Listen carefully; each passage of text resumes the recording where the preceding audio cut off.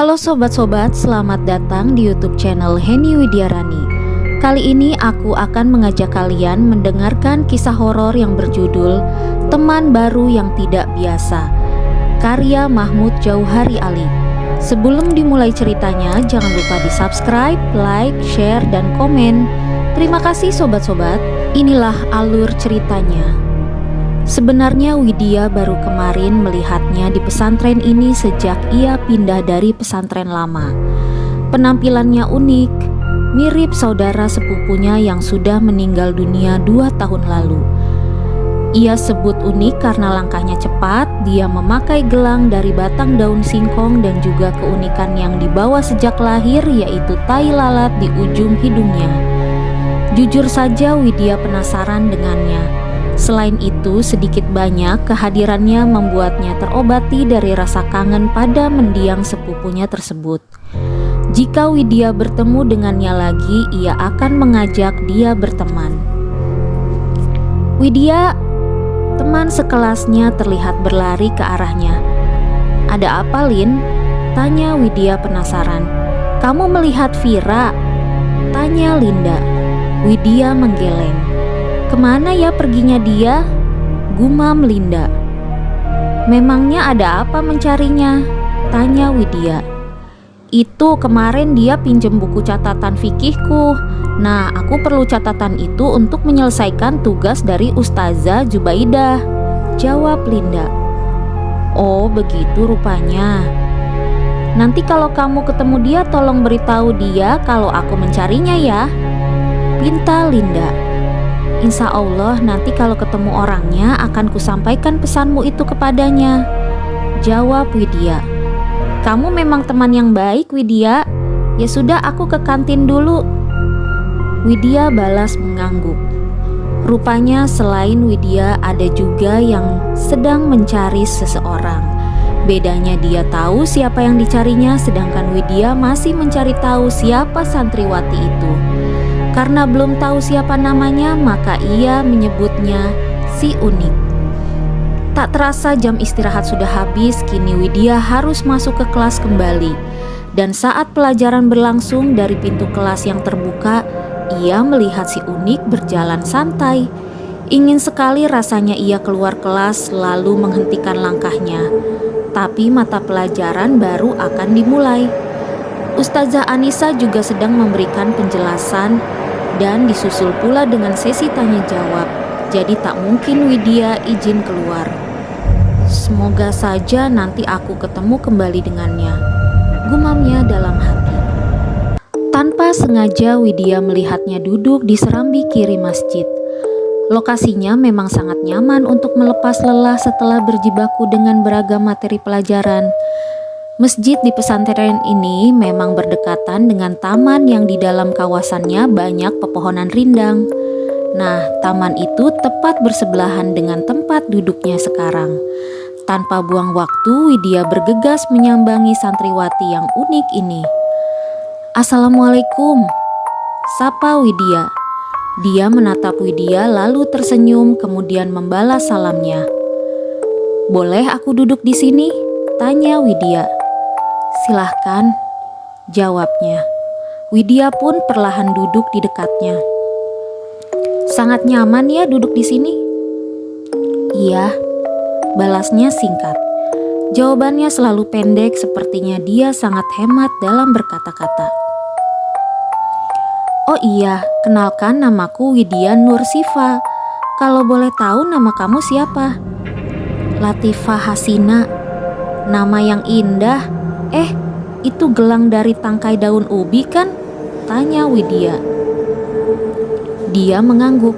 Dirinya benar-benar hemat bicara. "Kamu sepertinya senang dengan alam," tanya lagi Widya.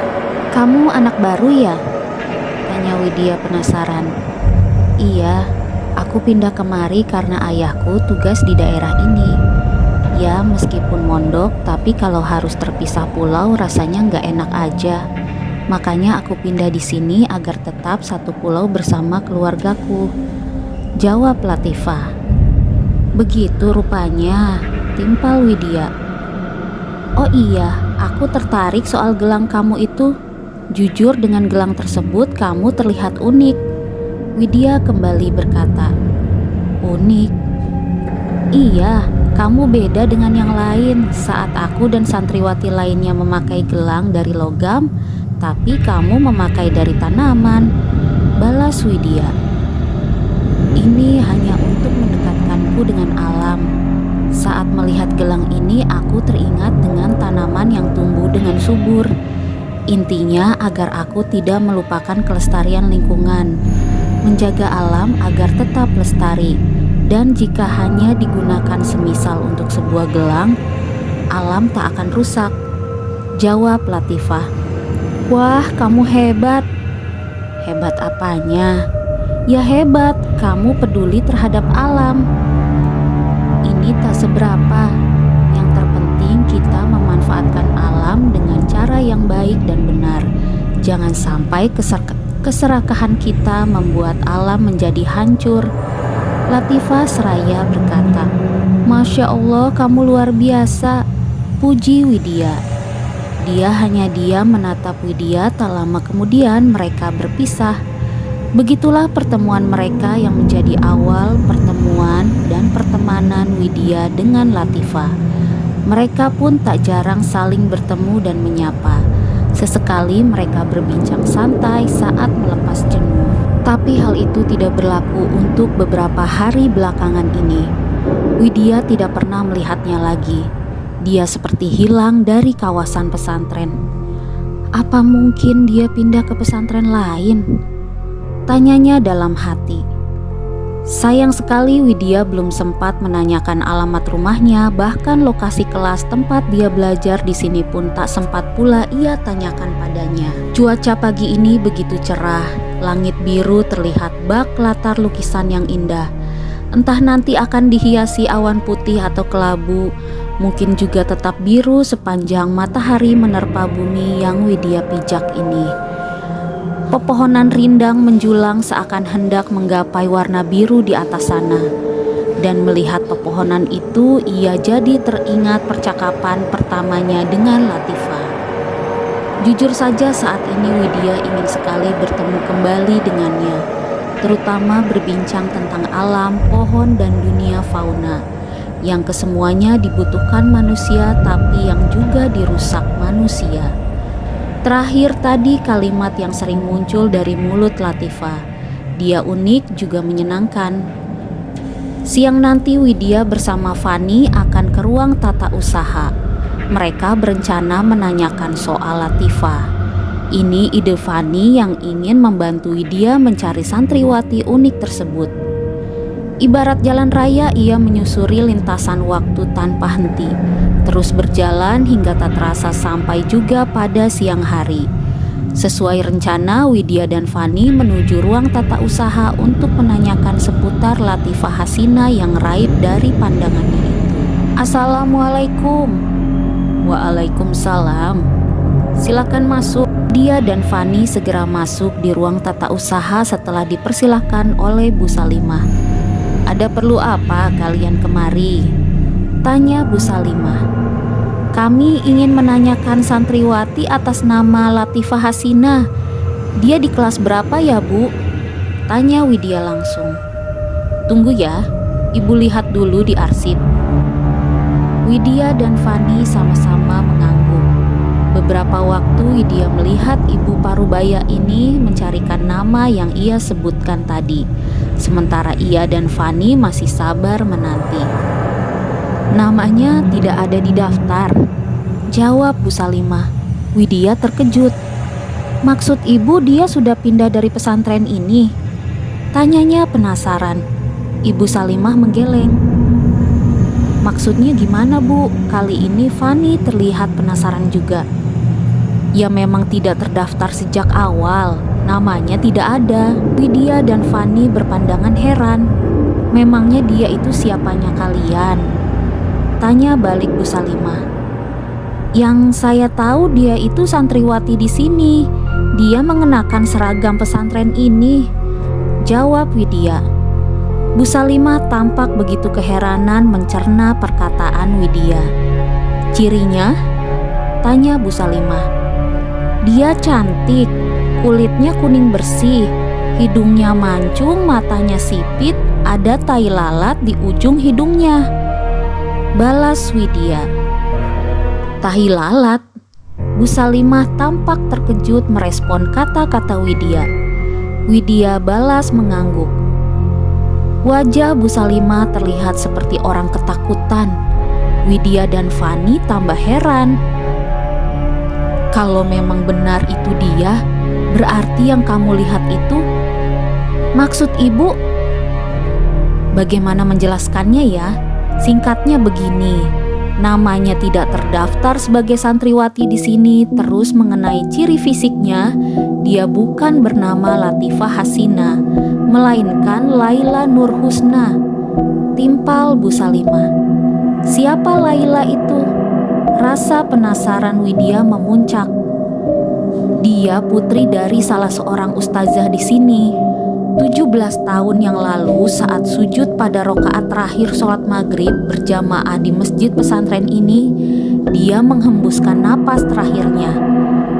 Seketika jantung Widya berdetak kencang.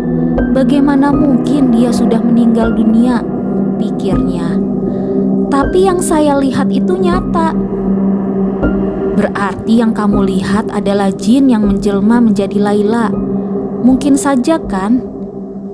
Fani membuat Widya kian ketakutan. Widya merasakan detak jantungnya kian kencang, napasnya menjadi tak karuan dan kepalanya sedikit pening. "Siapapun dia, yang jelas dirinya bukan santriwati di sini, dan kalian lebih baik tidak perlu mencarinya lagi. Takutnya malah terjadi hal yang tidak diinginkan," saran Bu Salimah. Widya dan Fani hanya bisa mengangguk. Tak lama kemudian mereka berdua mohon diri. "Agaknya benar kata Bu Salimah, aku memang tidak perlu mencarinya lagi. Santriwati unik itu sudah tak ada di pesantren ini. Ya, itu pun hanya sebatas dugaanku, sebab sebenarnya tidak pernah mengaku sebagai santriwati di sini dia." Widya memantapkan diri dalam hatinya. Biarlah kenangan bersama sepupunya yang cantik itu tetap melekat dalam ingatannya sendiri. Tak perlu ada orang lain, apalagi jin. Toh dia tak akan pernah bisa kembali lagi di dunia ini meski ada 1000 orang yang mirip dirinya atau jin yang menyerupai sosok termirip dengannya. Saat sore hari, suasana kamar mandi di pesantren selalu ramai. Antrian yang mengulur sudah menjadi pemandangan biasa. Siapa cepat, dialah yang duluan mendapatkan kesempatan membersihkan badan dengan sebersih-bersihnya. Bagi yang terlambat seperti Widya ini terpaksa harus bersabar untuk merelakan banyak orang mandi duluan. Sebenarnya jika tak ikut merapikan buku-buku di perpustakaan tadi, Widya bisa mendapatkan posisi terdepan dalam antrian ini. Tapi itulah takdir yang harus ia syukuri dengan ikhlas dan sabar. Setelah mengantri lama, sekarang gilirannya untuk masuk kamar mandi. Segar sekali rasanya mendapatkan siraman air bersih langsung dari pegunungan. Ingin ia berlama-lama di sini, tapi hari semakin beranjak senja. Maka segera Widya akhiri ritual bersih-bersih ini. Dilihat hanya ia seorang diri di luar sini. Lampunya sudah dinyalakan. Bergegas Widya melangkah menuju kamar tempat tinggalnya. Ia harus melewati jalan setapak yang kanan dan kirinya masih ditumbuhi pepohonan rindang. "Sepertinya kamu sedang terburu-buru." Mendadak Widya mendengar suara dari arah belakangnya. Ia mengenal suara itu, tapi ia tak berani menoleh. "Kudengar kamu mencari-cariku. Ada apa? Apa ada yang kamu bicarakan denganku?" Suara itu kembali terdengar. Widya tetap melangkah tanpa mengurangi kecepatannya. Dan mendadak ia terkejut bukan kepalang. Dia tiba-tiba berdiri di hadapan Widya. Iya, Latifah Hasina. Sosoknya masih terlihat anggun dan unik. "Kamu tak mau berteman denganku lagi?" tanyanya. "Untuk apa berteman dengan jin sepertimu?" Menjauhlah dari hadapanku!" teriak Widya yang nyaris tak terdengar. Bukannya pergi, dia malah melangkah mendekati Widya. Jujur saja Widya merasakan ketakutan teramat sangat. Bagaimanapun dia bukan manusia.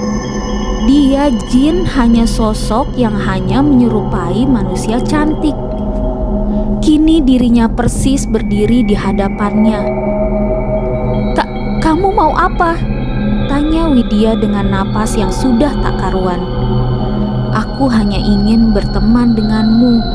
Beberapa hari ini aku pergi, tapi sekarang aku sudah kembali." "Menjauhlah dari hadapanku. Aku tak mau berteman denganmu lagi." "Mengapa?" tanyanya. "Karena kamu bukan manusia," timpal Widya dengan suara gemetar. "Alasan yang basi. Aku bukanlah jin yang jahat. Pesantren ini dulunya hutan yang menjadi rumahku. Manusia membabatnya. Mereka membuka tambang berlian di sini. Lalu setelah puluhan tahun berlalu, barulah pesantren didirikan." Pergilah, aku tak mau berteman denganmu." Suara Widya bergetar dengan nyaring. Sementara keringat dingin mulai menjalani kulitnya. Untunglah beberapa santriwati mendengar suara Widya. Mereka mendekati Widya dan jin itu pun lenyap seketika. Ia segera ke kamar. Jantungnya masih berdetak kencang. Rasa takutnya masih saja menghantuinya. Bagaimana kalau dia mendatangiku lagi? Ini adalah rumahnya. Widya pun bertekad akan segera pindah dari pesantren ini. Demikianlah kisah horor mengenai teman baru yang tidak biasa. Semoga dapat terhibur dan merasakan kebahagiaan saat dan setelah mendengarkan hingga selesai. Terima kasih telah mendengarkan kisah horor dari aku. Jangan lupa di-subscribe ya, biar aku tambah semangat lagi nyeritain kisah-kisah horor lainnya. Sampai ketemu lagi di kisah-kisah horor lainnya. Bye-bye.